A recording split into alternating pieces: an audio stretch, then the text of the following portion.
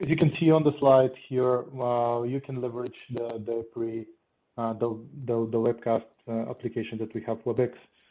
You can use all the lines are being muted at the moment.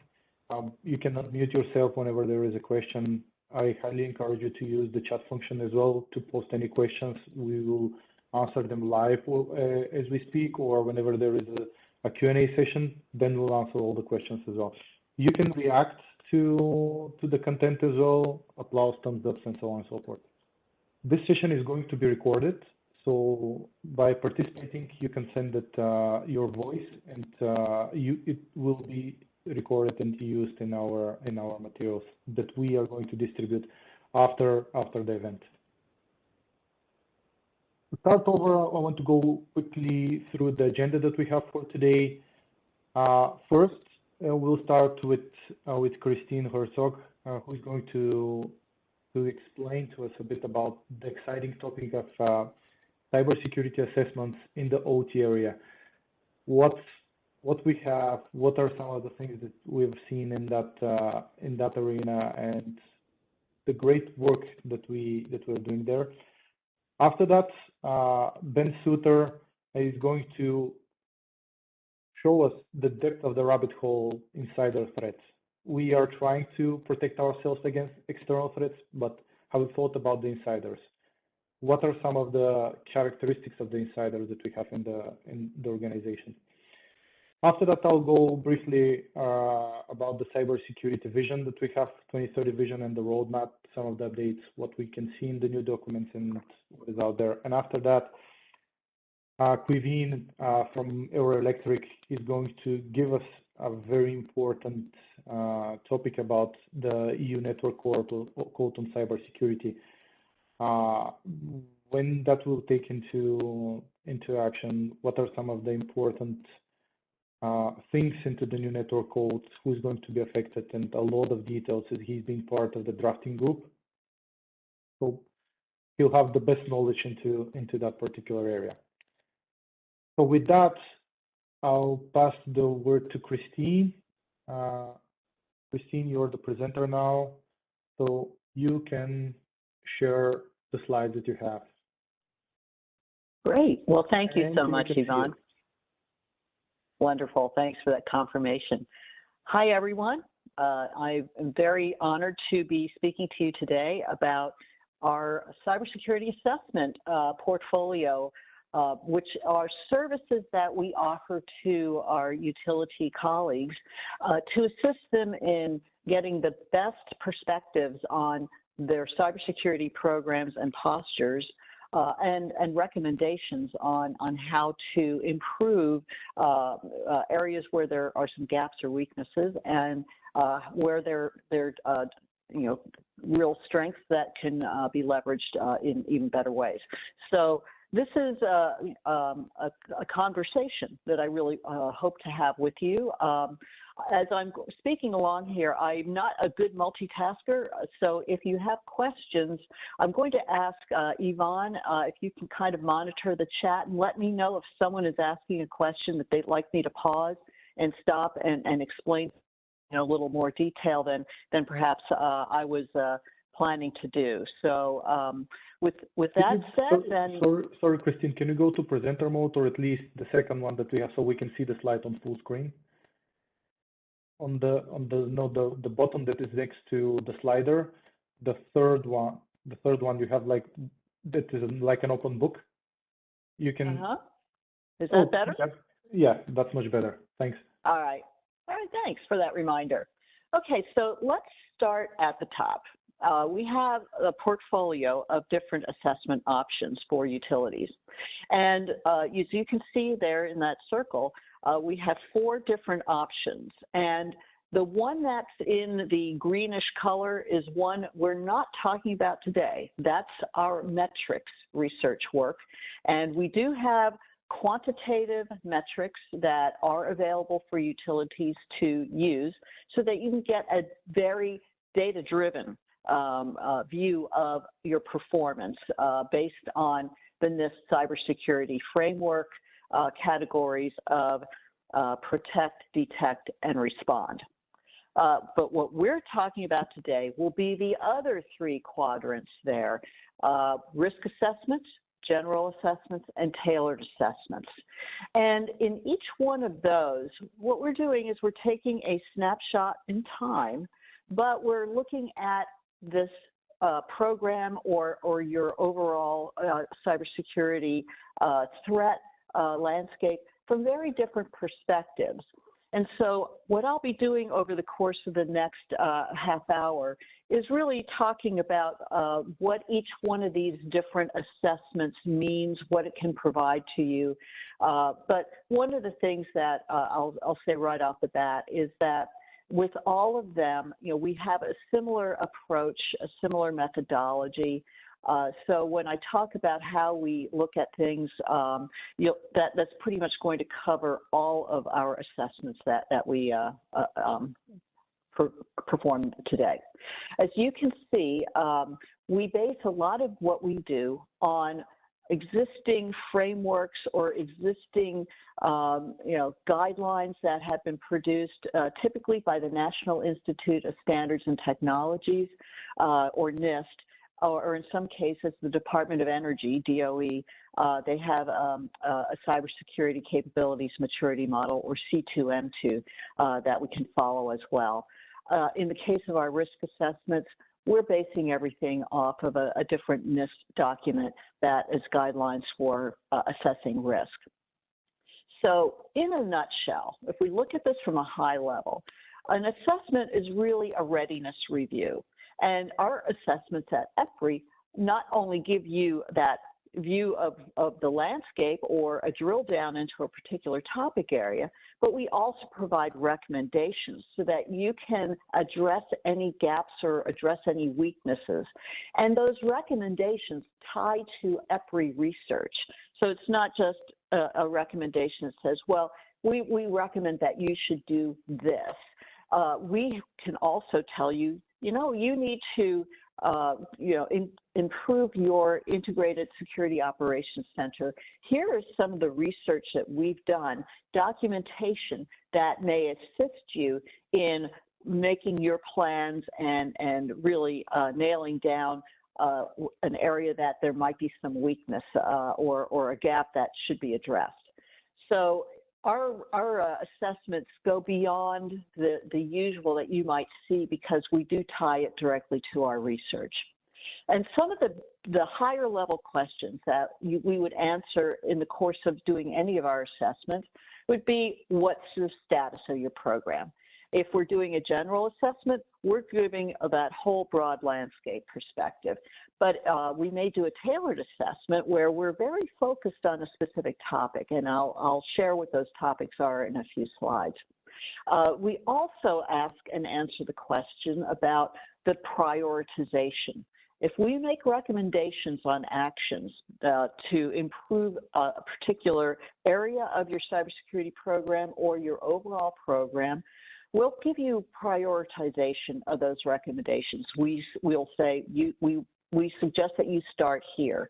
This is a quick win. This is one that you can accomplish right away, as opposed to this one's going to take a little longer. So start it now, but expect this will take longer to complete. So we give you some practical information in our assessments and our recommendations as well. And when it comes to the risk assessments, there we're taking a look towards the future instead of what's happening right now, as we do in our general and our tailored assessments. Because risk assessments are really trying to understand where you're going and what threats are lurking out there. So it's the emerging threat, the emerging tech view that we're taking there, so that we can help you anticipate what's going to be happening, what you're going to be confronting, and give you suggestions on how you can improve upon that. So what we do then, in essence, is we provide actionable information to utilities. And if you are looking at EPRI as the source for your assessment, one thing you can count on is that we're very objective. We have no products to flog. We have no services consulting services to offer other than the assessment that we're doing. We can offer you the value of all of the research that we've done to help you then take actions based on the prioritizations that we're recommending to you, so that you can address the gaps that we might see that are in, the solutions that you're using, the processes, maybe even the skills that you have, in the resources that are supporting your cybersecurity program. We'll also, by using us as that objective and technology agnostic source of recommendations, we help you avoid blind spots that you may have if you are doing these assessments on your own within your own organization. So we'll have a couple of analogies here in the course of this presentation, and one of them, of course, is that we're putting you under our microscope, so to speak, when we take a look at your cybersecurity program.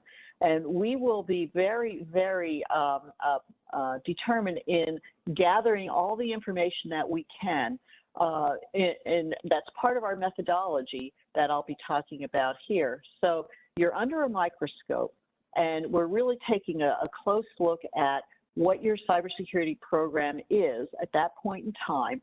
And if we're doing a tailored assessment, we'll be even drilling down more into specific areas, such as what kind of cybersecurity training are you offering, or what is your transient cyber asset program, and are there opportunities to improve on that? Okay, let's see if I can make this slide advance. There we go. So let's start talking about the general assessments. So that was that top left quadrant of the portfolio assessment, of the assessment portfolio. So a general assessment is based on either the NIST cybersecurity framework or Department of Energy's C2M2 frameworks.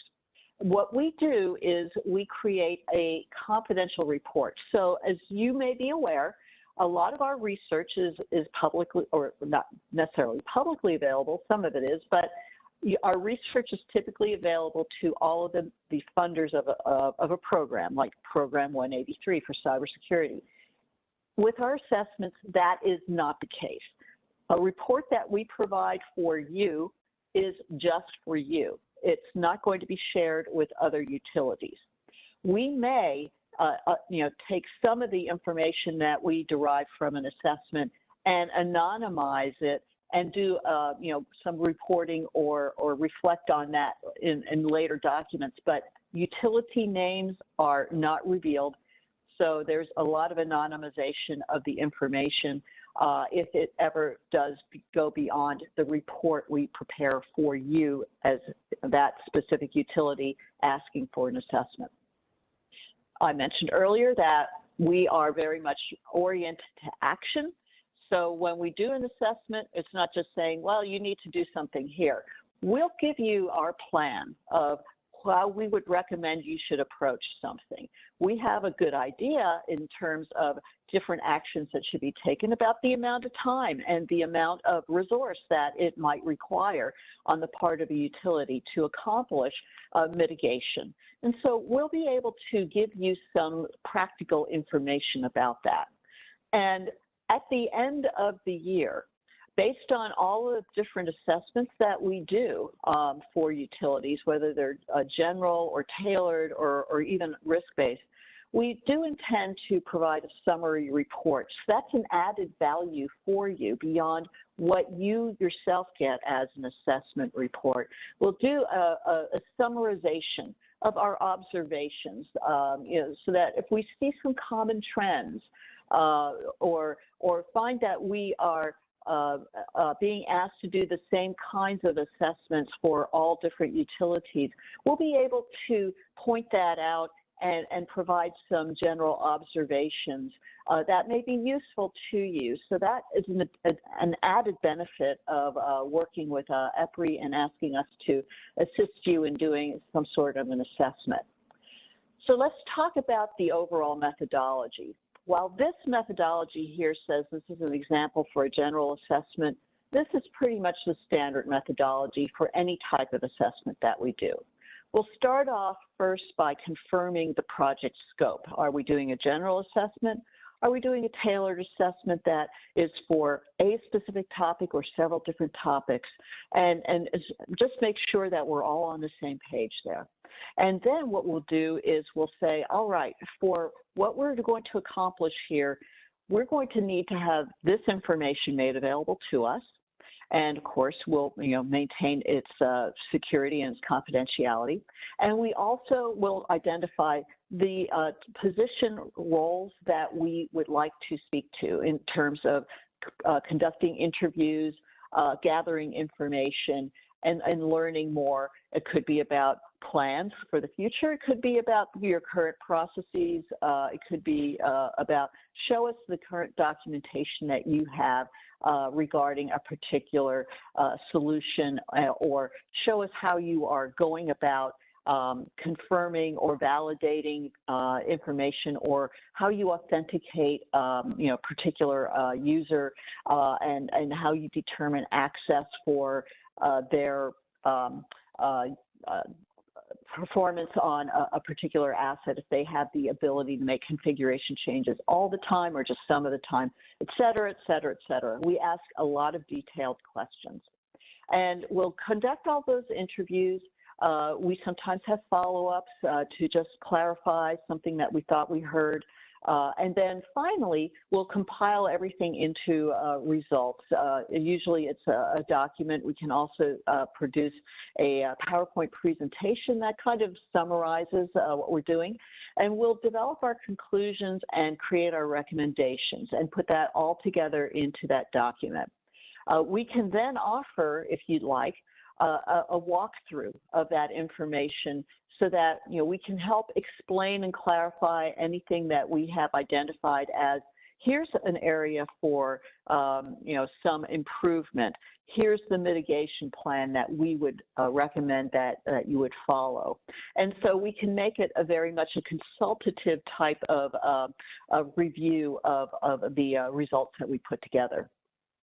So we'll also reference any materials that we've pulled upon in the course of doing that assessment. So, for example, if we're looking at NERC SIP requirements, we'll reference what we're, why we're making a certain conclusion or a certain recommendation. We might say, this would make sure that you're completely in compliance here, or this will certainly fall in line with something that NIST is recommending, or something that we've observed from our own research. So there's a lot of referential possibility there in terms of what we're providing. So that's how we do our general assessments, to take that bigger look across the whole landscape of your cybersecurity program. But we can also be very, very topically focused on specific areas of a cybersecurity program, and also areas that aren't necessarily within the existing NIST cybersecurity framework. And there are 8 different areas of tailored assessments that we identify here. And of course, there can be other areas as well that you might say, we'd like to do something custom. That's perfectly fine. We're happy to talk to you about what your specific needs are and come up with a program or a project scope that will meet your needs. So I won't read everything that's on this slide, but you can see that here are 4 of those 8 different tailored assessments that we can offer. And as I said before, same methodology. We'll take a look at materials. We'll identify specific resources that we'd like to conduct interviews with. We'll, consume all of that information, and then we'll come up with our results and produce a report for you.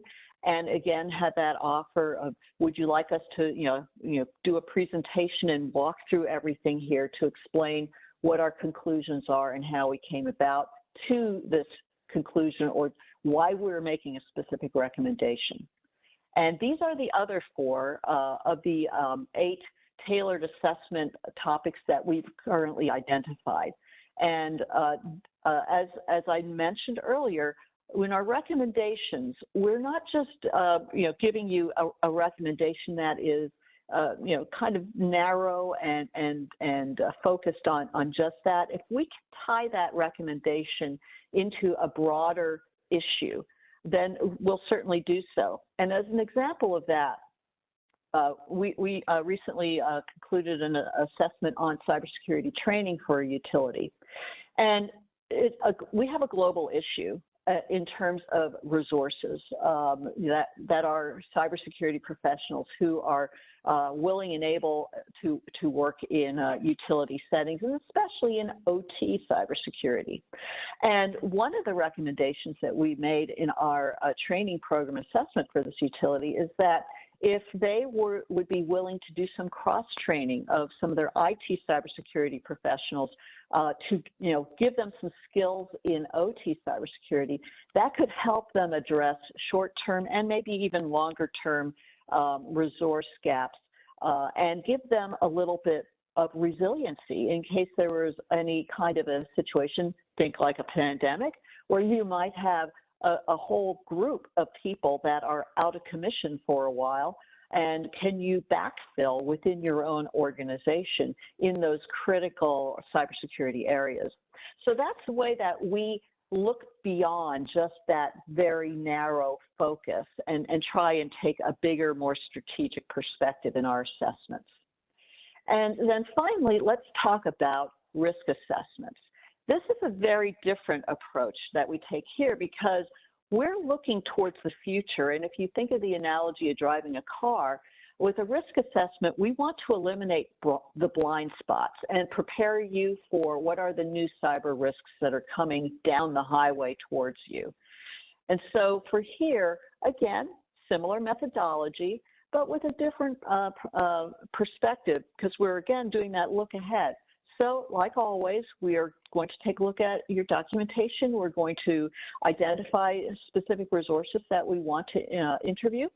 And then we'll consider what the future is going to be holding and evaluate what we consider to be your strengths and your weaknesses in your risk approaches, and then identify where we see emerging threats.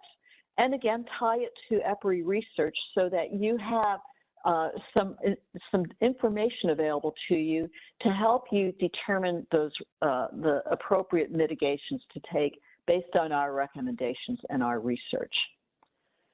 So there are a lot of benefits to doing those risk assessments with us because, again, it's that objective, agnostic perspective that we're providing. Because we spend a lot of our time looking at what's happening in the future in terms of emerging technology, we have a pretty good understanding of what emerging threats might be out there.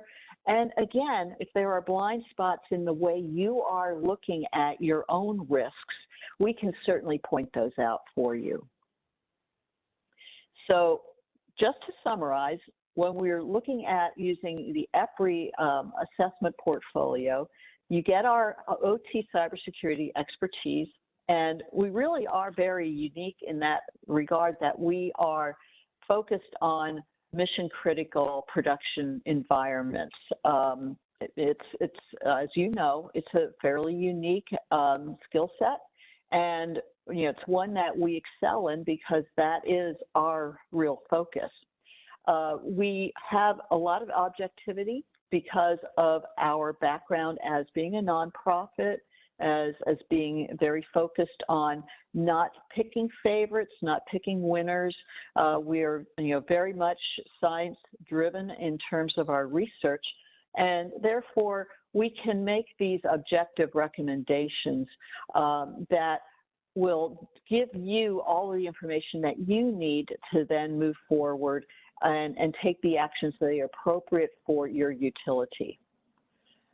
We've been doing assessments for a while. As you can see here, we do some technology assessment methodologies, which are a little bit more oriented towards supply chain security, as well as general assessments that may have particular focuses on SCADA systems or other parts of a utility's cybersecurity program focal area.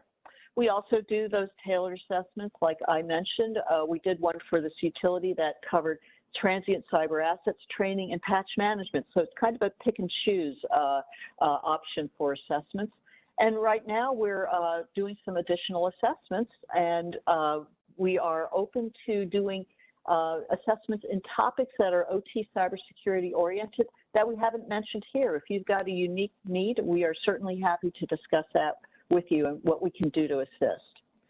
So here's some information on how you can obtain more information, more detail about our different types of assessments. These are all available and eligible for either your self-directed funding or tailored collaboration funds. And for more information, you're certainly welcome to contact Yvonne, or you can contact me. And in the meeting materials that we'll make available to you, I also have behind this a slide, again, a little bit more information, how you can get our a one-pager, description of the project scope instead of this more summarized level here. And you can also contact Lee Watkins. He is the lead researcher in conducting these assessments. I assist in some of them myself, and we do bring in other people as we need to. So this, again, just to let you see that we have additional information on each one of these different types of assessments. And with that, I will turn it back to you, Yvonne. Thanks a lot, Christine. I don't see any questions that we have at the moment in the chat, but I wanted to ask you something. So that might not be able, we might not be able to share it, to share any information. But have you seen during the assessment that we have done so far? Have you seen some trends, some weak points that are common between the utilities that we have assessed? I think it is a bit early to tell, and the one trend that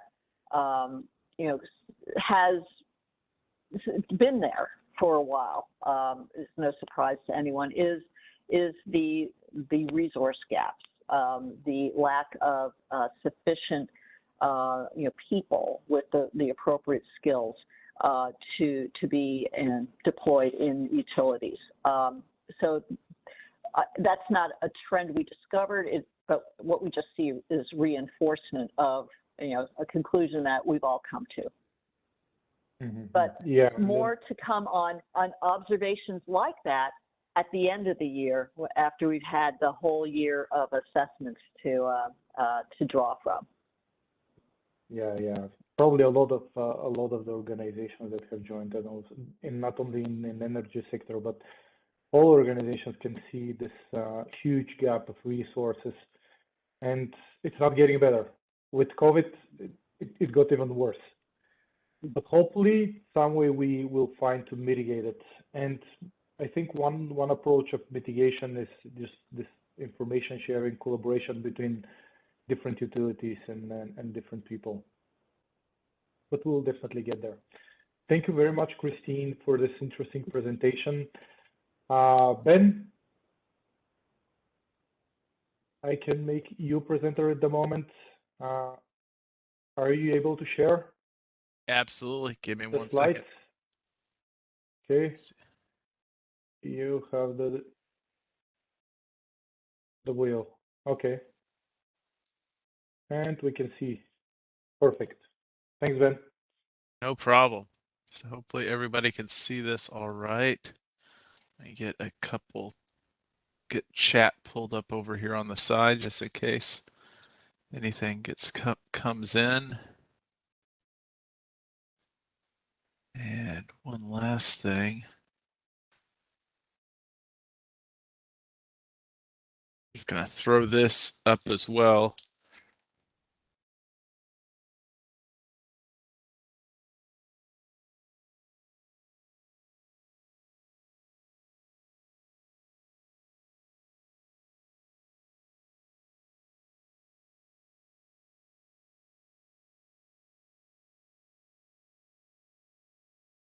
So I am going to open a poll.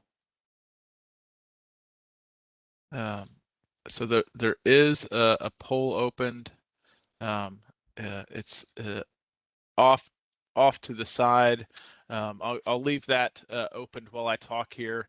But sort of as we're talking today about insider threat, if you have any interest in additional information, feel free to reply in the poll. All right, so really appreciate everybody joining us this evening for this presentation for our European Workshop Week at EPRI.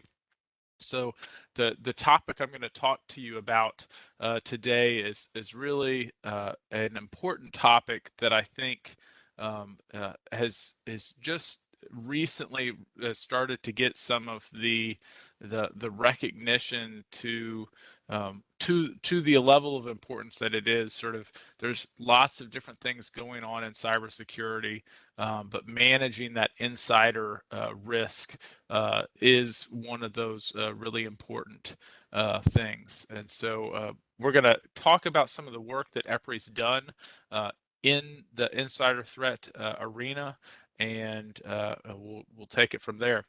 And please feel free as I go through here, if you have comments, questions, throw them into the chat. Would love to make this a discussion about how we can all sort of work together to address this risk over time. So what do I mean when I'm saying insider threat, and what are these threat risks? So insider threat is really the risk from employees at a company doing something that might harm the company. And that can happen for a lot of different reasons, and it may be intentional, it may not be intentional. You got a couple of neat quotes here from different folks. So the Department of Homeland Security here in the United States said that increasingly insider threat cases and high-profile data leaks illustrate the need for strong insider threat programs within organizations. Yuri Marnovsky at Zeep Software said 90% of companies that are vulnerable to insider attacks, according to a study by Cybersecurity Insiders. And Kevin Coleman at the National Cybersecurity Alliance, it's probably the scariest to me because with other threats, you can at least control for what you don't know, build defenses and try to mitigate against that challenge. But insider threats depend on how people are feeling and what their motivations are. And the part that I'll add in there that I think makes the insider threat scary is trust. A lot of times, we've got this certain level of trust when people are our employees and our peers at our organizations, and we think that everybody sort of has the right frame of mind and everything. And so anytime that something jeopardizes sort of that trust relationship can be kind of scary. And so it's definitely a risk to take seriously, and a risk to consider mitigating. All right, so some common reasons for insider attacks. Some of these are obvious, and some of them not so much. So I think probably the most common thing when people think of insider threats is you think of the disgruntled employee, as somebody that maybe has just gotten laid off or gotten a bad performance review. Excuse me. And so they're disgruntled, and they want to kind of strike back and hurt the organization that maybe has hurt them. And that definitely is a reason for insider attacks, but it's definitely not the only reason. Personal gain, financial gain can be a reason. Sometimes people, all of us have different challenges and stressors in life, and people are looking for that extra buck, that quick win to pay off that debt or some other thing. And so looking out, for just an opportunity where there's maybe not maliciousness, but they just are looking to personally profit off something. Negligence. One of the things is insider threats aren't always malicious. It's not always somebody making a choice to go out and do something. Many times for insider threats, it can be somebody that's just making a mistake. They didn't intend to do something wrong, but they did, and the outcome of that wrong decision is regretful for the company. So lots of different things can play in. We're going to talk about some of these different use cases and reasons in some different examples as we go through. But many different things can play into this, and it gets really complicated as you're going through this. And one of the things we're going to really talk about, EPRI's work in insider threat moves beyond just the enterprise and thinking about it, sort of at the IT enterprise level, and understanding what our risks are at the operational level, and how we mitigate those risks, because that gets into an entire extra dimension when you start thinking about the effect that insider threats can actually have on something like an electric utility. So here's I've got a couple of slides here with some example attacks. I'll mention these. My favorite is actually is 2 slides available, or 2 slides forward, which is a very recent example. But these are all some great examples of just incidents of insider attacks over the years that have caused significant damage to their corporations. So Boeing from 1979 to 2006. So that over 27 years time span, an employee spied for China and stole hundreds of boxes of military and spacecraft documents to deliver to them.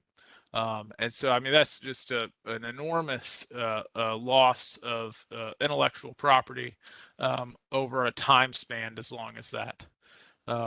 RSA 2011, an employee falls for a phishing attack, leads to the compromise of over 40 million employee records. And this gets into an example of how insiders aren't always malicious. It can be negligence, but people are people, and humans make mistakes and can make mistakes, and so it's something to keep in mind. Anthem 2017, employee had been stealing and misusing data since 2016 or longer, and resulted in the personal information stolen from over 18,000 Medicare members. So and that's one of the things here, is that not only can there be sort of direct sort of business financial losses, there can be reputation losses, there can be lots of different impacts from insider threats from their experience in companies. And obviously in cases like Boeing or companies that are part of sort of the national security infrastructure, losses and stuff in those instances can also affect the national security of a country as well, which is certainly relevant with the geopolitical circumstances that we are living in today. So one more example, fired, this has happened last year, fired New York Credit Union employee, deleted data. So we're not always stealing stuff. Sometimes, for revenge and things. Here it's obviously a disgruntled employee. They deleted 21 gigabytes of data. So they were fired.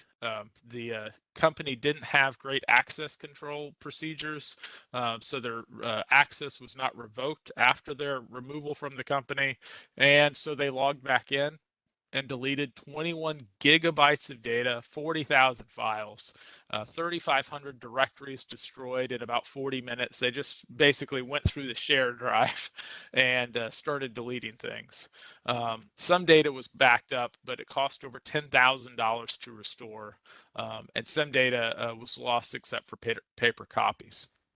And so this is, this is a great example, sort of similar to ransomware, where the outcome of some of these attacks can really affect the ability of the business to operate if you no longer have access to important data, business critical data that you're dependent on.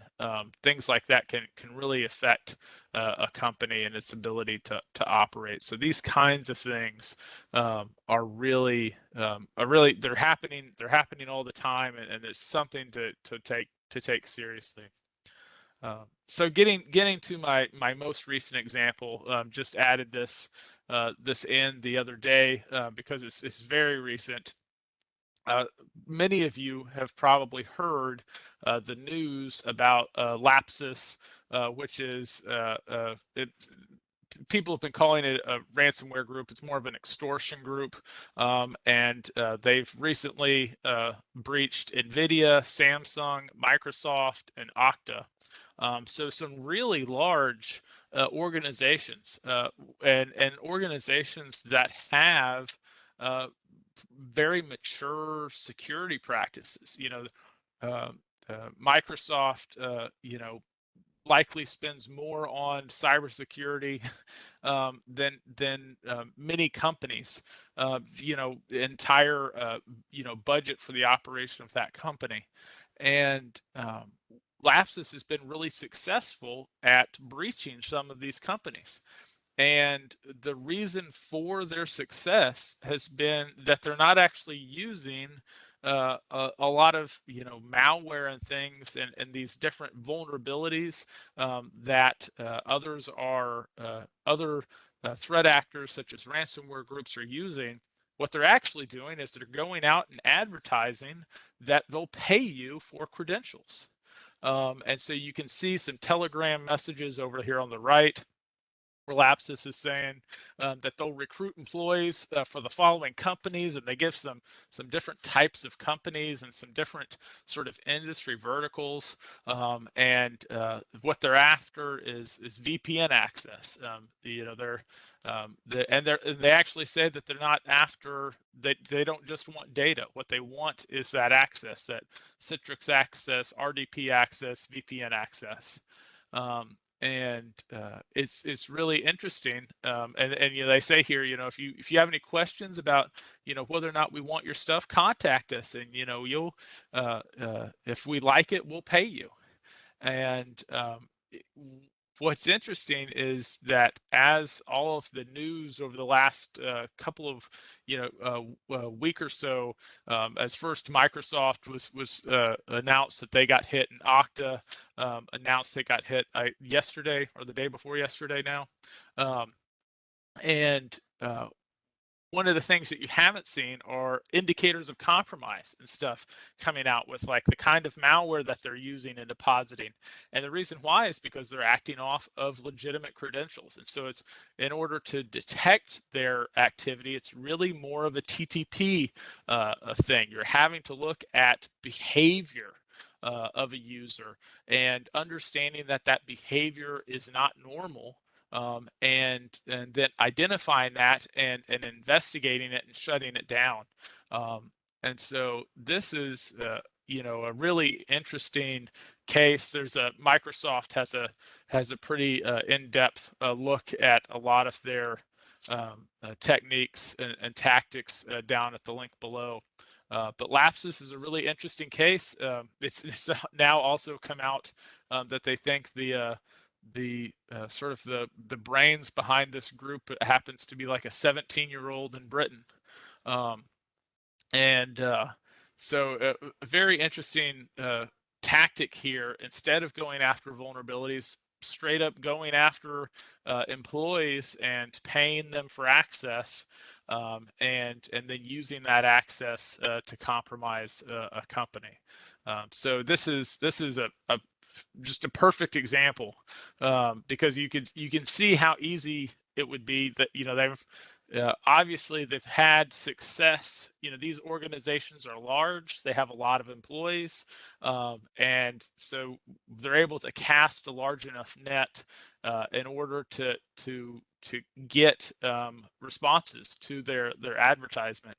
And so you can only imagine if they were to add to sort of their, the companies that they're looking to go after, if they start adding critical infrastructure companies to those lists, then we could certainly have some issues. So anyway, lots of interesting stuff with this one. One last thing I'll point out in this page, I didn't have a great slide to put this on, but also really very recent and relevant is this bottom left copy of a tweet where someone is commenting how they worked a case in 2021 where a company had a domain admin sell their credentials and register attacker devices for multi-factor authentication, leading to a full compromise. And then the same company had another employee do the same thing the previous year. So, in both of these cases, what the people were doing were selling their credentialed access, and that was leading to breaches. So, really important thing, very difficult to catch. Because when the bad actor is coming in, the bad actor looks like a normal employee. If they have multi-factor authentication and legit credentials, it's very difficult to identify that. And so this really gets into why insider threat programs are important, because you've got to capture this odd behavior that's going on and try and sort it out before damage gets done. And obviously, the Okta, while I guess there's still some questions about how deep their compromise was. I think the general consensus is it maybe wasn't too deep, but they've had a ton of reputational damage over the last couple of days as it's come out that they had a compromise that wasn't reported, and then they've had to change the story on what was actually learned from their compromise. It's looked very, very bad on them, especially considering that their entire business model is acting as that secure identity access management solution for different companies. All right, so I think I've hit on some examples here. This is important, so let's kind of charge hard forward. What are we going to do about it? So first things up, digital and behavioral. Things we can look at on the digital side: obtaining large amounts of data, sharing data outside the company, seeking or saving sensitive data, requesting data that's not related to your job. User behavior that's outside of normal job functions. So going out and searching and copying data that isn't related to you, going out and looking for different parts, looking inside the network when that's not part of your normal role. Behavioral, attempting to bypass security. People trying to get through things. People frequently in conflict with others, obviously disgruntled behavior in general. So are people upset and they want to harm the company? Violating corporate policies, acting withdrawn or other unusual behavior. And lots of different indicators that, one of the things in all these things, and I think this is a unfortunate reputation that people have with insider threat programs, is really this big brother thing. And one of the things, and I haven't really harped on this yet, but insider threat programs shouldn't be this big brother program. That's not the point, to be this big brother that's watching every move that you make. But it's looking out for key indicators that there's an issue. And sometimes, those key indicators can stop bad things from happening in a company, but sometimes those key indicators can just clue you in to employees that need help, because we are all human, and we do have lots of stressors, especially now with everything that's happened with the pandemic and now with Ukraine. So understanding that people are human, and sometimes people just need a hand. And it's not that they're doing anything bad or wrong, but by taking care of each other, we can help each other as well. So all that to say that sort of where EPRI's role has been, what we've seen our role in all this is we identified a couple years ago that we thought insider threat was a big risk, and it wasn't something that very many companies really had super mature programs developed around. And so we started building out this insider threat management guidebook. And so the purpose of this guidebook was really to create a reference that covered a lot of different key points. The first key point was covering for organizations that had no insider threat program. Can we give them a guide on how to create one in general, because it is something that is relatively novel. There's not tons of information out about how to create a good insider threat organization in general at the enterprise level. And then after we kind of provide that information, can we provide them information on how we mature a program and how we provide the insider threat program visibility into OT, so into operations, and understand how we bring all that down to the operational level, and look at the different use cases from control center operators to linemen to the SCADA and EMS positions. How we look at all those different positions and understand the risks and things like that, and that gets into the personas, and I'll talk more about those in a minute. And then we get into technology use cases. So one of the things that underpins a lot of the insider threat program is technology. And so understanding the different technologies that are out there and available today, what they can do, what they can't do. There's a lot of hype about some of the technologies. Some of it may not be super well placed, and so kind of having a realistic viewpoint on some of the technologies is important.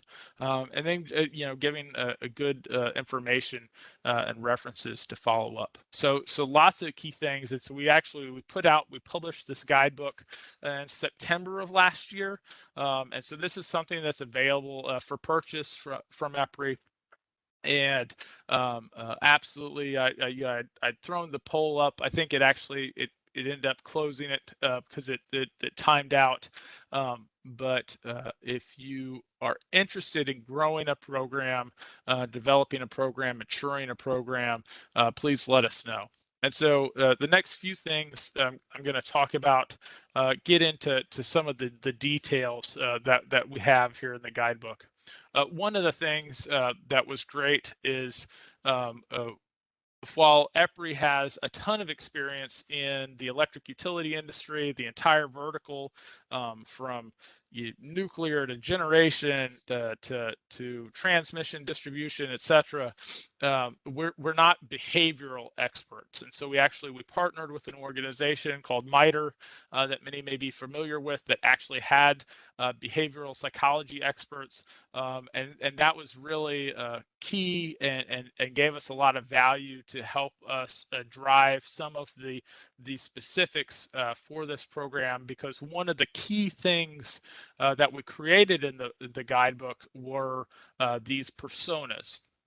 And the personas are basically a thinking tool. So we looked at, we did tons of interviews. I think we did a few hundred interviews across 7 different utilities, and looking at interviewing different roles, managers, from senior management to frontline management to key workers and engineers, and understanding what they did, and then created these personas to kind of be used as a thinking tool, as a sort of a role-based thing to emphasize key assets, key stressors of these different roles, understanding what they have access to, and what capabilities they have, and then understanding what their stressors are, and then what would be concerning behaviors for this kind of role, and that helps build out an organization to sort of create alerts and create trip points, so that if they identify that something is maybe going wrong with someone in one of these roles, then they realize, like, hey, there's a greater risk to the company because of the access and stuff that these kind of roles have. So emphasis on key assets, unique stressors, concerning behaviors. They're built through interviews. I mentioned we did a couple hundred interviews. It was pretty extensive. Leveraging research and used to inform policies and sensors and tools. What these are not, and this is a trap people get into. It's not a profile to kind of profile a specific person. It's not something you read and you say, well, this sounds like Bob.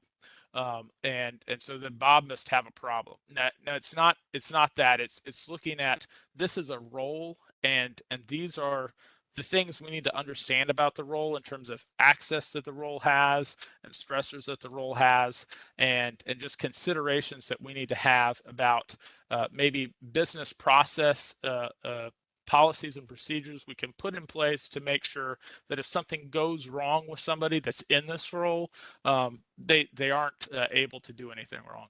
And so it's also not a static representation of a role. Obviously, things change, or a checklist to identify threats. So it's a much more fluid thing. So methodology for developing these, we identified and prioritized. We did a lot of interviews and synthesized them into these personas. And these personas are included in our guidebook. And they're really it was really interesting to learn about this. This is something, this concept of these personas was something that we were able to take from our learnings with MITRE, and a great addition. So moving on now, sort of the last piece here of the talk, to sort of technologies to support insider threat programs. One of the things people instantly go to when you say insider threat is everybody thinks of UEBA tools, so user behavior analytics tools. And so UEBA solutions are basically analytics packages that can evaluate user activity and discover threats and things like this. And one of the things you'll find if you look at the marketing for UEBA tools is that the manufacturers and the vendors will basically tell you that these tools are magical. That they will find the problem employees and alert you to them, and they do all these great things.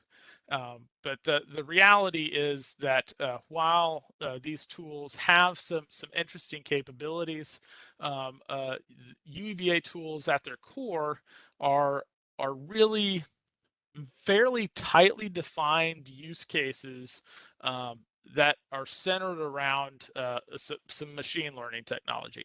So a lot of times when you hear about user behavior analytics tools, you also hear about AI and ML.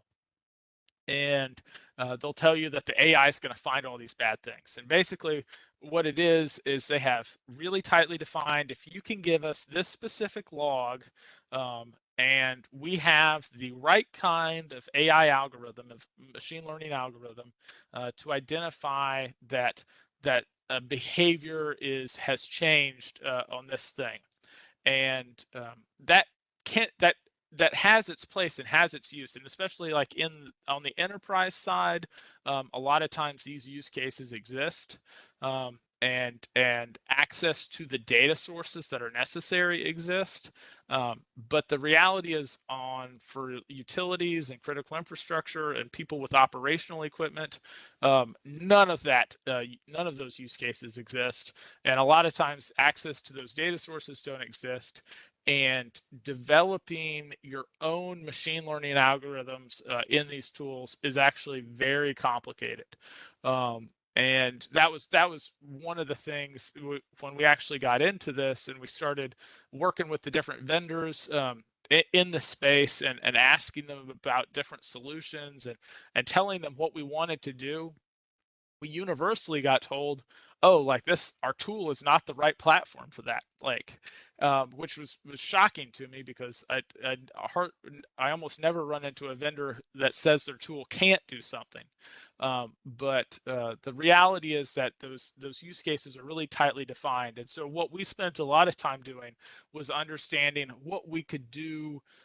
If we didn't need to use these magic tools, can we do what we want to do? And the answer was yes. We were able to set up all the different analytics and things that we were interested in, without actually having artificial intelligence and machine learning at our disposal. And so there's a whole lot you can do without the fancy magic tool.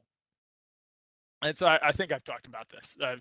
Do we need artificial intelligence? Not necessarily.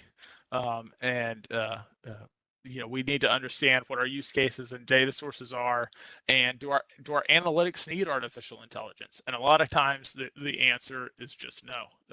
Our analytics do in fact not need that.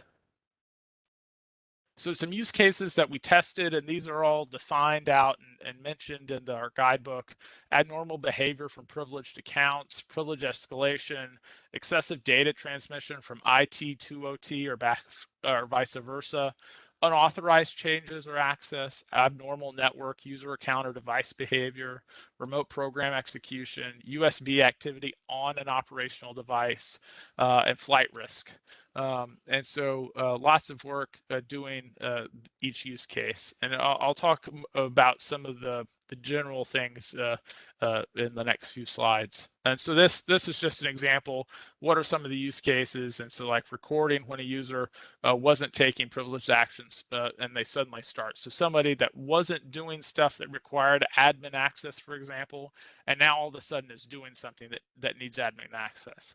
And so this would be, a fantastic thing, like with that lapses stuff, where obviously they were getting access and then trying to do things like super user escalation so they can copy information and get additional access. This is a great way to capture something like that and identify that something like that has gone wrong. So understand, what are my data sources? In operations, a lot of times we don't necessarily have all of our data sources. Many times in operations, we have our information maybe going to a historian, but not necessarily going to our SIM or a log aggregator. And so one of the things that is important first off is to identify what OT data sources we need in order to do a use case, and then to actually go about getting it. And sometimes that's easier said than done, especially in operational locations that have low bandwidth, because you can't just necessarily stream everything because you'll overwhelm the connection. And so identifying what you need, getting specific about it, and then bringing it back. And then understanding my analytics. Do I have to have a ton of data, or is it fairly simple to just wait for something to happen, and then I only need to have that flag when a single action happens, as opposed to capturing all the things that aren't happening? That may not make sense, but are there ways to just trigger alerts and data streams on anomalous behavior without necessarily capturing all of the data? It gets to be important. So here we've got an RTAC, so this is an RTU, and we're looking at account logins and failed logins and different accounts. And so understanding, are people logging in to devices in OT and doing things? Are they supposed to be doing that? And answering those questions. In order to do a lot of this, we built out an entire lab, Insider Threat Lab, and what you'll see here are lots of different tools, like UEBA, we talked about that already, to OT monitoring, which we've been talking about a little bit. SOAR, or automation, ends up being super critical, especially when integrating things with OT, because it ends up being that glue. Case management, data loss prevention, also key parts for insider threat. So as we did that, what we did was we actually, here in Knoxville, Tennessee, We've got a really nice lab facility and a big investment in equipment, and we started actually building out basically test substations and things like that, and then using different devices. We put in a bunch of different systems to actually use and leverage to look at the capabilities that we could get by using different systems to capture data. Once you got all that data, it's all got to go somewhere for analysis. And so in our case, we were using SIMs, and our primary SIM was Splunk. We've had a bunch of other SIMs that run in our lab, from QRadar, ArcSight, Logarithm, but our primary one was Splunk, and we also used Gravwell as well as another SIM on the market.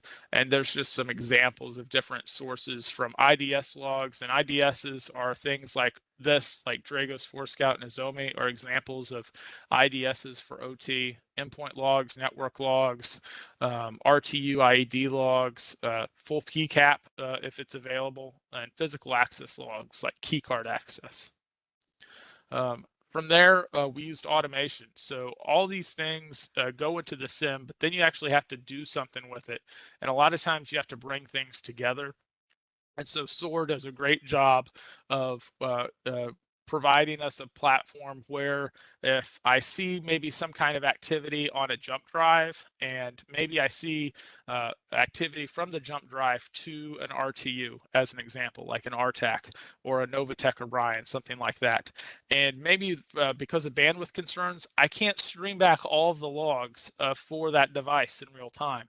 But if I see that a new connection has reached out, and that maybe is maybe it's concerning, or maybe it's not, or maybe it just happens rarely enough that every time that does happen, I can actually go out and then just pull those logs from that session.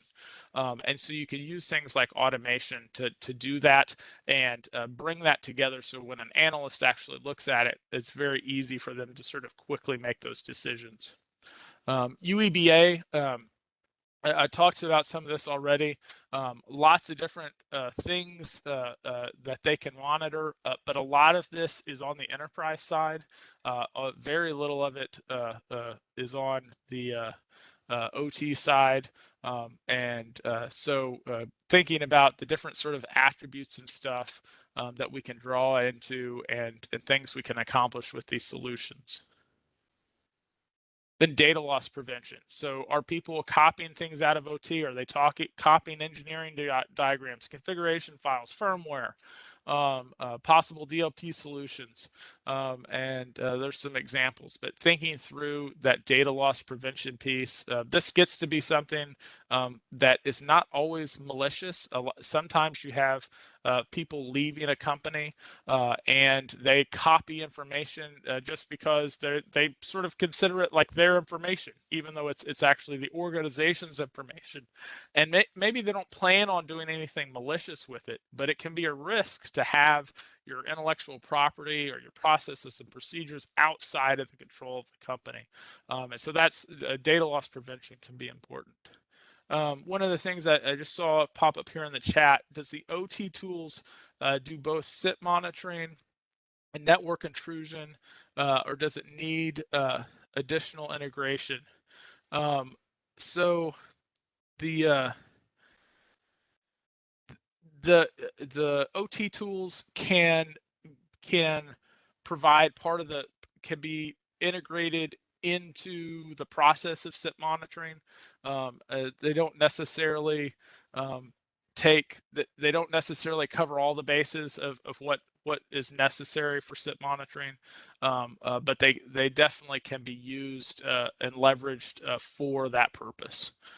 So they don't necessarily do everything you may need to do, but they can be leveraged as part of that solution. Thanks for the question. And then case management. So here's some examples. of case management solutions, but understanding all the different things here. Case management can be really critical. Some people are just doing case management inside of their SIM, but it needs to be done somehow. So you've got workflows and management, and you can see when things are closed out. We've seen some really great programs at some of our utilities that are able to create scoring algorithms. So as if somebody does something, it maybe provides a score, and until somebody has several activities that bump them up, then that bumps their score high enough that they actually maybe check out what's actually going on, and that's a great way because many times we are all user constrained and resource constrained. We can't take action on everything, and so we've got to be intelligent about, if we're creating alerts and stuff, making sure we're not overwhelming alerts, making sure we're ruling out false positives. And the last thing here, and this is just sort of a follow-up. I mentioned, we've created this guidebook. It's available to us. We think this is a really important thing. If this is something that you all are interested in, you think you might like more information, and you want to either develop a program from scratch or mature an existing program, especially into operations, please let us know. Would love to work with you and do that, because I think this is a really important topic. And so with that, I think I am done right on time, it looks like. And happy if there's any other questions. Can this presentation be shared? Yeah, absolutely. These can be shared, and I think, Yvonne, they're going to be posted as well. Yep, we are going to post the recording on this on the YouTube channel that we have from the meeting, and also we are going to distribute the presentations from all the speakers. Fantastic. But Sid, I will absolutely make sure that I send you a copy as well. All right. Ben, thank you. Great. Any folks, any questions for Ben? You can unmute yourself. You can post them in the chat function of WebEx. But at the moment, you can unmute yourself and ask any question while we prepare for the next one.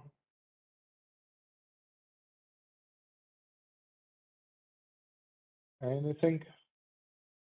Going once, going twice, and then we're going to the next session. Okay, guys.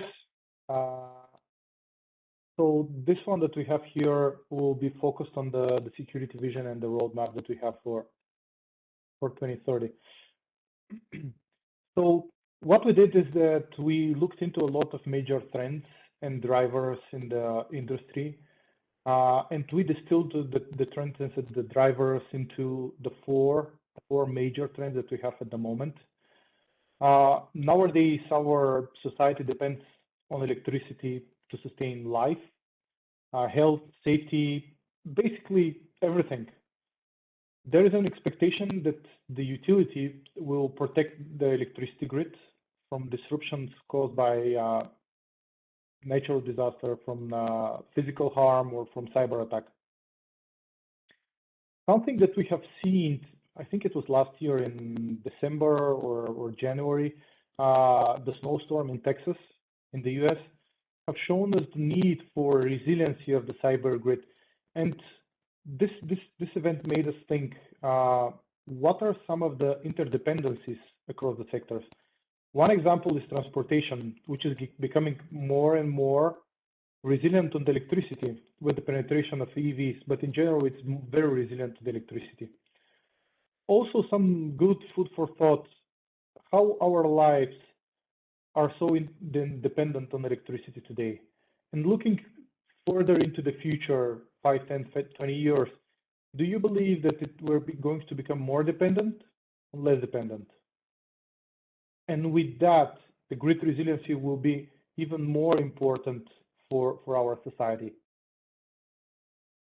The value transformation here implies the transformation of the perception of cybersecurity.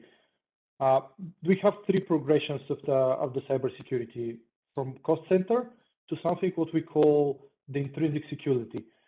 The progression has three stages. First, the cost center. where the company is spending a lot of money and seeing cybersecurity as a cost center that they put a lot of money in with nothing coming out. The second progression of cybersecurity is seeing cybersecurity as something of a compliance, because there are a lot of compliance regulations that we have to follow. Being in the EU, being in the US, we have the NERC in the US, we have the NIS directive, the cybersecurity code that is going to come in the future. So the utilities are seeing cybersecurity as a compliance thing where we need to tick the box. Are we compliant or not? In that stage, there is some discussion in the board level. There are some presentations to the board from CISO or whomever is responsible for the cybersecurity, but they're more compliance focused. Okay, are we compliant with the regulations or not? And the third progression in this value transformation is actually what we call the intrinsic cybersecurity, where we move beyond the compliance mindset with security fully integrated into the business mission, the processes, technology, and the culture of the company. Probably nowadays, the majority of the companies are somewhere in the second stage, second to third, where we are thinking about security mostly as the compliant. If we are compliant, then we're good. But as we all know, compliance doesn't guarantee us a good security. This is the bare minimum that the regulators or the regulating bodies thinks that we should have. For the digital transformation, probably most of our organizations are at some point of their journey. Some of the company processes and also OT side as well. Some of you might already have some have a chief digital officer, a role that is popping more and more nowadays. But from an OT side, digital transformation is going to impact people, processes, technologies like the digital substation, and what are ways that we can make them more secure, like virtualization, containerization. Those are new things that are coming into the OT, into the substation. But actually with this, we have challenges, we have some benefits, we have the challenges as well. So there is another trend that we might see in the future, moving from centralized management to decentralized management and decentralized grid operation, and the impact of the cloud to our cybersecurity, to the operations. So decarbonization. We're seeing more flexibility in terms of storage demands.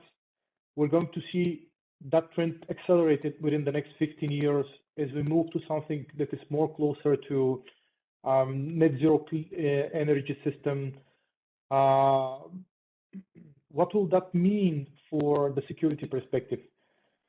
Where we'll have more in that net zero clean energy system, we'll have more third-party services and aggregators that don't currently have any security regulations or clear industry oversight, but they'll be playing a bigger and key role in the operational, in the grid of the future. And we'll see more of those participants that do not have clear roles and responsibilities for basic security operations, like operations or responsibilities like incident management, threat management, vulnerability assessment, path management, and others. So many of those issues are unclear. For example, when you have a vendor that installs a smart meter and that vendor goes out of business, what are we going to do with the smart inverter, with the inherent vulnerabilities that we'll have in the years? And even something more complex, when that inverter is leased to the owner or operator and it's operated with another group, how is the responsibility for the cybersecurity operations divided between the groups? Who's the owner of the risk, and what are the actual risks there? It is hard to say if we don't really know what security requirements are there, what are the architecture the operators are implementing. Excuse me. Also, we are seeing more and more grid-connected devices as part of the new grids. And currently, the cybersecurity requirements for those grid-connected devices are not a priority from the vendors.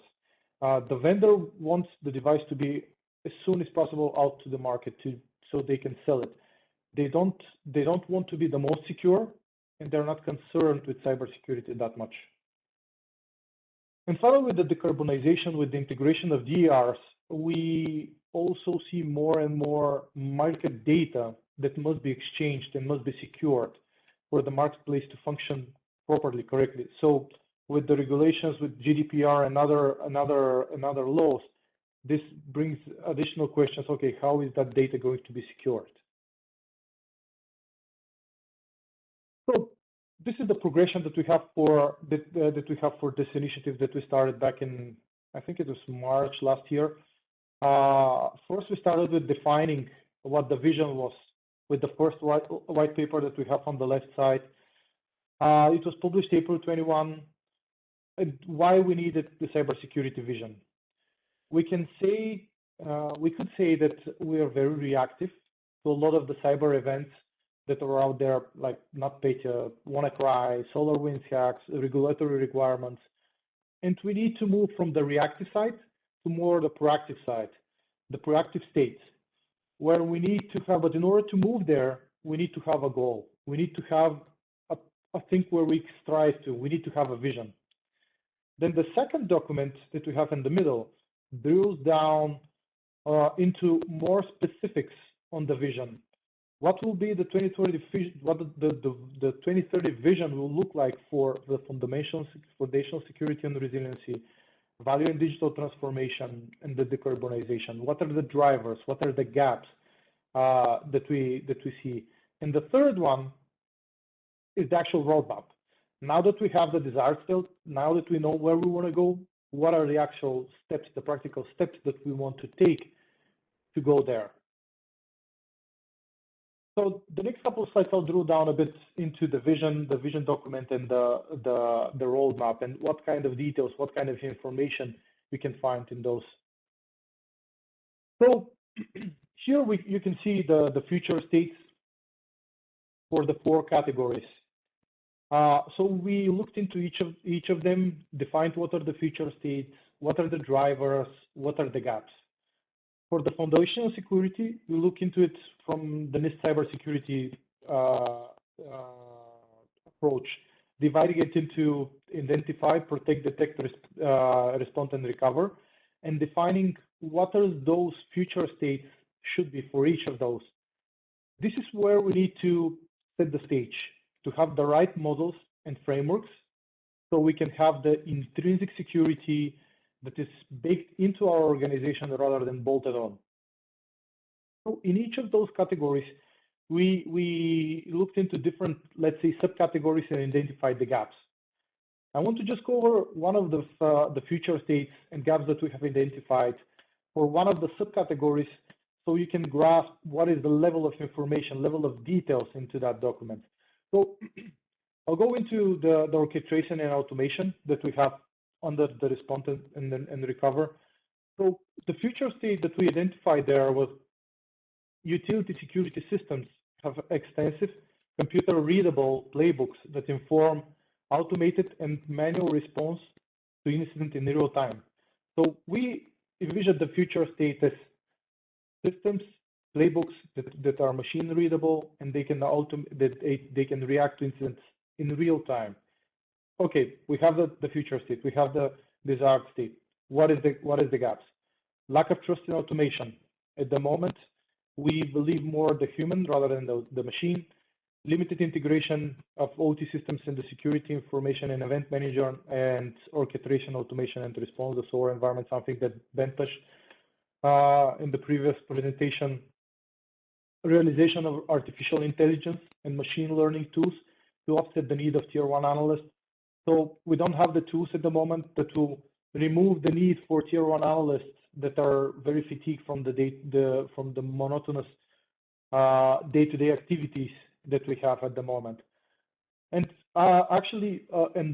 lack of basic understanding of the risk and the reward of letting automation react to threats in the operation environment. We are saying that we don't know what will happen if we do automation and let the systems react to the events in the OT.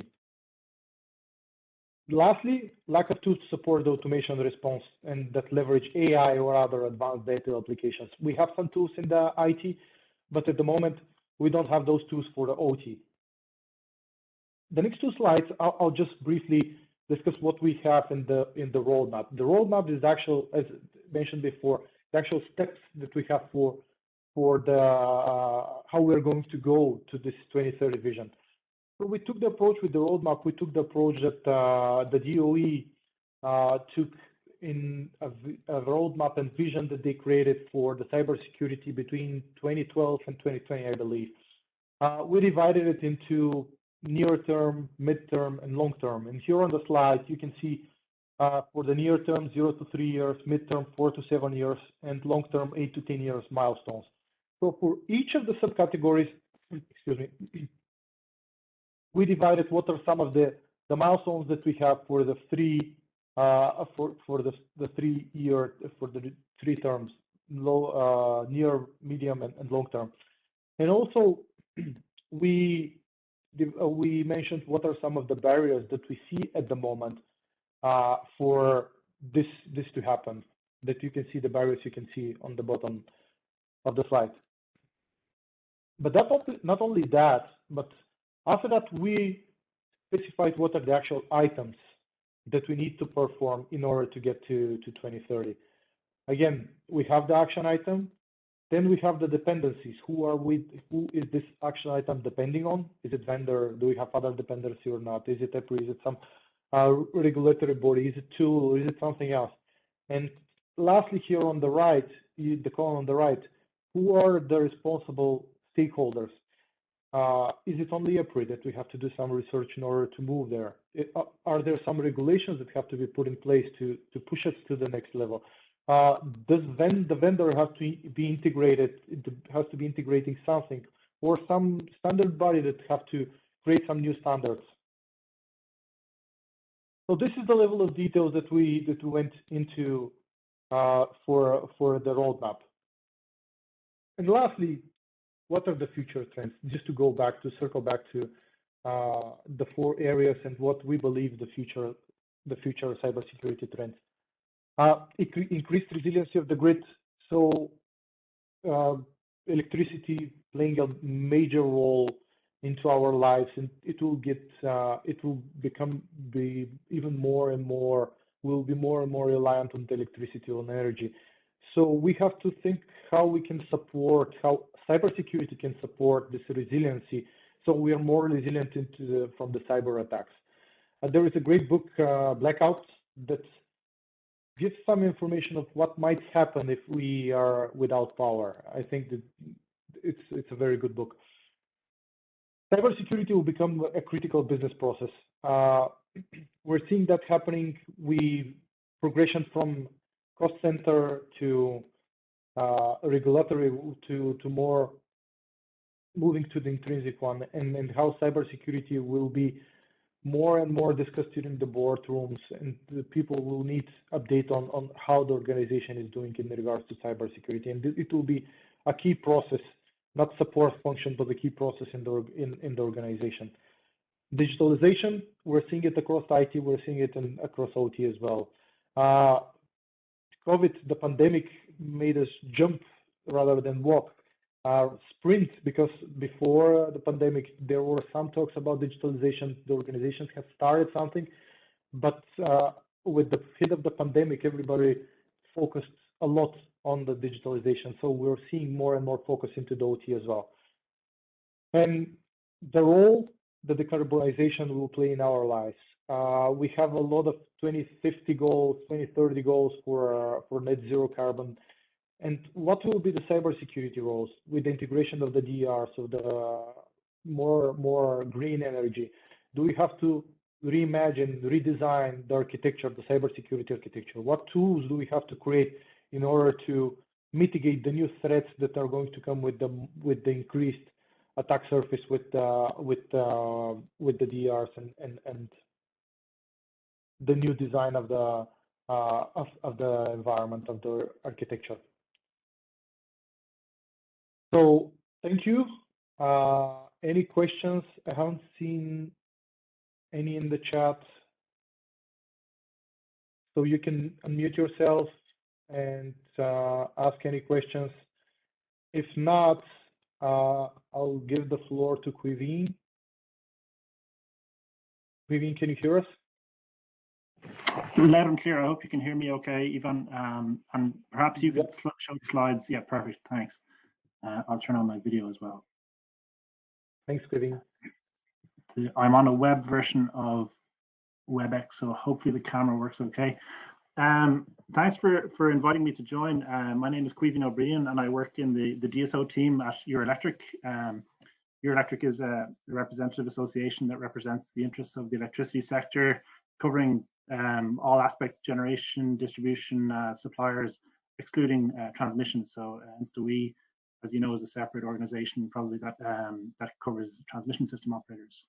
And I've been involved for the last 2 years or so with the drafting of this network code cybersecurity as a member of the drafting team, both in the informal process and more recently in the formal process. So I plan to give you an update on the network code, its content, and a bit of the history of how it came about and how DSOs and TSOs are collaborating on this now for the first time.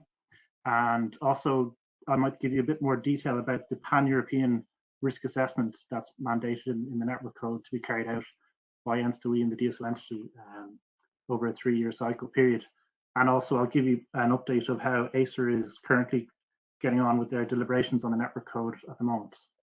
If you want to go to my first slide, please. So, as I said, this is the first time TSOs and DSOs have co-drafted a network code. So historically, ENSTOE, the transmission system operator association or network, drafted network codes. And now in 2019, we have new legislation that permits TSOs and DSOs to work together on drafting of network codes, especially where there is a mutual interest in the content. So this was the first time, and it's been a learning process from a DSO perspective, because we have a new entity at European level called the DSO entity, which represents the interests of DSOs. Previously, and we still do, we have 4 associations in Brussels that represent DSOs, each having their own various areas of expertise. But the European Commission asked that we have one organization that represents the interests of DSOs, especially when drafting new legislation. So on the slide, I'm just showing that there was good collaboration between TSOs and DSOs. The network code is tailored.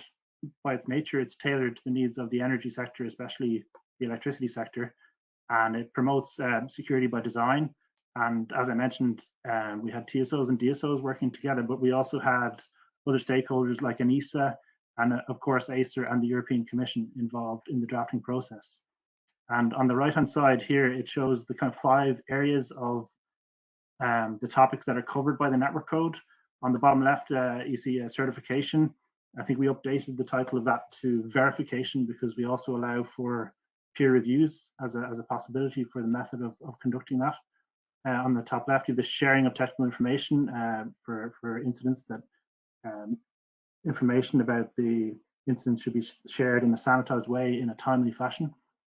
We also have product assurance that products supplied to critical entities should have certain standards of cybersecurity. And then on the right-hand side, these 2 bubbles are, in a way, have been recently merged. So the bottom right is this cross-border pan-European risk assessment that's done every 3 years. That's required to be done in the network code. It's mandated to be done every 3 years during the implementation of the network code. And coming out of that risk assessment, you have common security controls and requirements that are needed to mitigate these cross-border risks.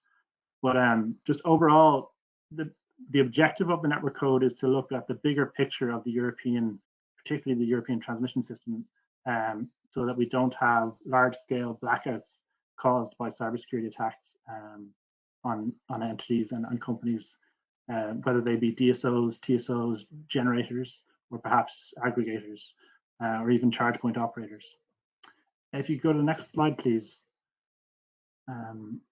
So there's a lot of information on this slide, so I won't go into all of it, but this just describes the history of how we got to where we are. So between 2017 and 2019, the European Commission convened a Smart Grid Task Force expert group, which they used to advise them and explore the challenges that are facing the industry. And that informed a lot of the work that they were doing in the drafting of the Clean Energy Package, which was published in 2019. And based on that work, they also published a recommendation on cybersecurity in the energy sector. And then following on from that, NSTOE and the DSO entity, NSTOE and the 4 DSO associations worked together informally on drafting of the groundwork for this network code. We worked informally because the DSO entity had not been set up yet. It was only being prepared to be set up at that stage. And then more formally, throughout the second quarter and third quarter of 2021, Acer conducted a consultation on its framework guidelines. So the framework guidelines set the goalposts or the scope of the network code. Excuse me, my phone is making noises here. The framework guidelines set the scope for the network code. So Acer conducted a consultation, and then they published their final framework guidelines. And then based on those framework guidelines, NSTOE and the DSO entity have been working formally on drafting the network code. And in January this year, the draft network code was delivered to Acer. And now Acer have the task to review the network code and form an opinion and make suggested changes before they hand it over to the European Commission for further work. The rest of the slide just describes the detail of how we collaborated with NSTOE, but I need to go into the details. So if you want to go to the next slide, please. So this is just an overview of the people that have been involved in the drafting of the network code. So you might be surprised, there's probably people in your countries or maybe even in your companies that are here. So it's useful to know who has been involved, because it's quite possible the same people might be involved during the implementation of the network code next year. If you go to the next slide, please. So now I'm just going to explain a little bit how this pan-European risk assessment is proposed to work as currently drafted in the network code. So each row, so the top row represents the work of this TSO-DSO working group, which is required to be set up in the network code. So the network code says NSTOE and the DSO entity shall convene a working group which will deliver these deliverables in the top row. And then the middle row describes what each member state has to do. And the bottom row describes what's required to be done at individual entity level, like a DSO or a TSO or a generator. So it starts off with a pan-European risk assessment, looking particularly at the transmission system. And the task is for this working group to identify high and critical impact processes that contribute to the safe operation of the transmission system. And also to define some parameters and indices that can be used to decide what entities contribute to those pan-European processes. So for example, you could say, if you're a generator with more than 1,000 megawatts of generation under your control in a synchronous area, that 1,000 megawatts is the threshold, and the ECII is the megawatts under a generator control.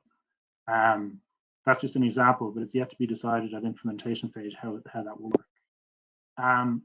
So based on, and also the working group has to prepare a risk impact rate matrix, which is used by individual entities.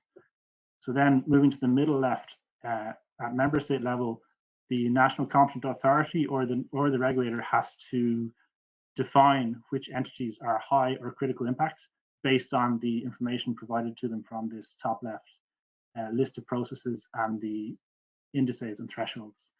And that then informs individual entities for their risk assessment at entity level. So there's an example there of SCADA systems, as you would say in America. We call them SCADA systems in Ireland, and substation automation and the consequence and likelihood as an example there. And the output of that individual entity risk assessment is sent to the member state in a common format.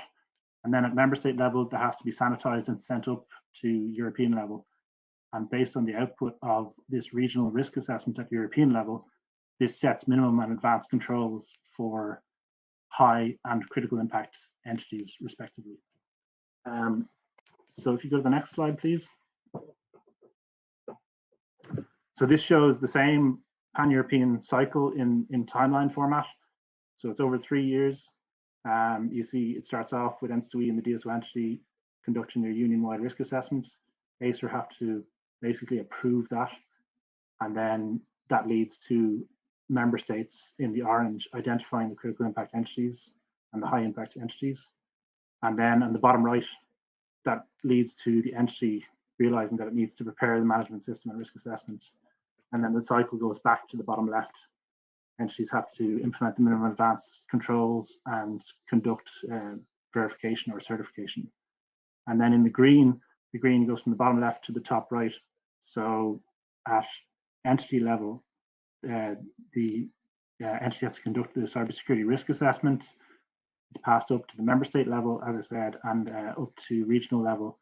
And the output of that informs the pan-European risk assessment report, which is approved by the European Commission. There's quite a lot of debate at the moment about the approval process and who has the competence and authority to carry out the various approval steps. So that's currently being debated. If you could go to the next slide, please. So this shows what does this mean for an individual company like a DSO or a TSO. So I'm sure you're all aware. I'm not a cybersecurity expert, but I'm sure you're all aware that in an entity there are plenty of processes that do not contribute to the safe operation of the transmission system. Like, for example, in the canteen, there's a till in the canteen. It might have an Ethernet connection, but that's not contributing to the safe operation of the transmission system. So there's perimeters within an entity for which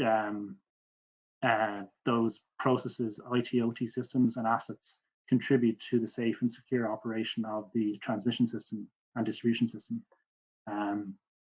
So these perimeters are defined based on the processes at entity level and the assets that support those processes, either IT, OT, or physical assets. And if it's in the critical impact perimeter, there is a requirement to conduct verification. That might be certification to the ISO standard, for example. And there's some advanced security controls that need to be implemented. And in the high impact perimeter, there are requirements for a cybersecurity management system and some minimum cybersecurity controls. If you go to the next slide, please.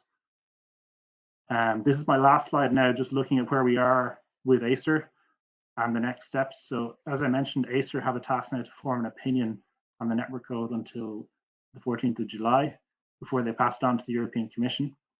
I think they're going to conduct bilateral consultation with some relevant stakeholders in late April or early May, probably early May, I would say.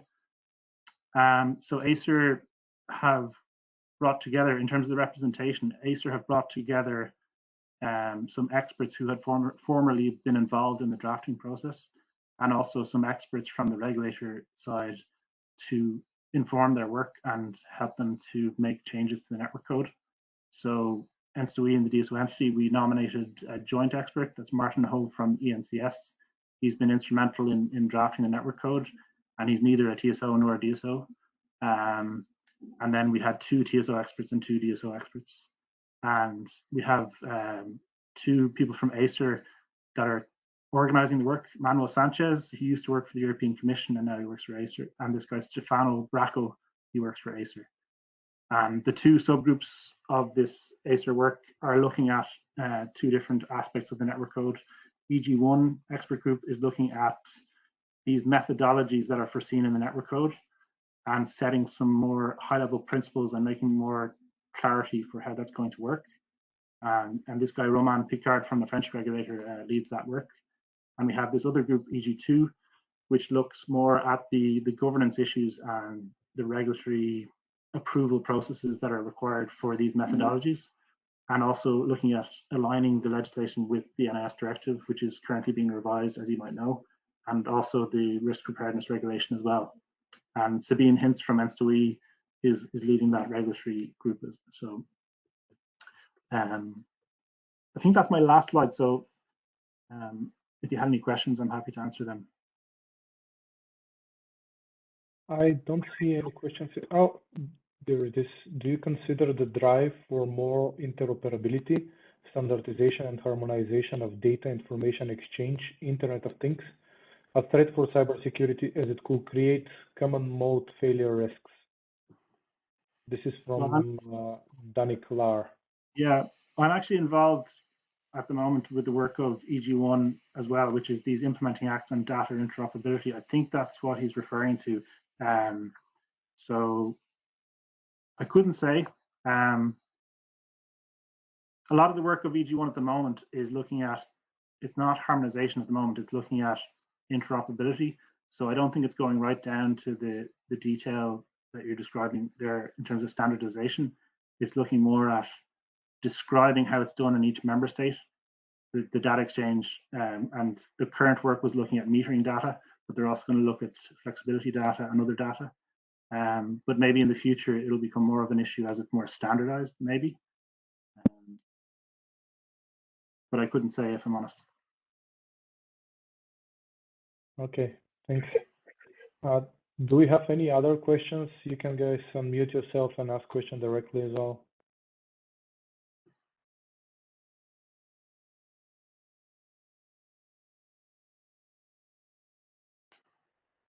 I don't see anything in the chat, and I can't hear anybody if they're unmuting. So if there are no other questions, then we can give back 10 minutes to you folks. So I would like to thank to everybody that participated, and especially to our speakers today. Thank you very much for the interesting presentations, and have a great rest of the day and weekend. Thank you very much, guys. See you in the next one. Thanks, everyone. Ivan. Bye-bye. Thank you. Bye-bye. Thank you. Bye. Thanks, Ivan. Thanks.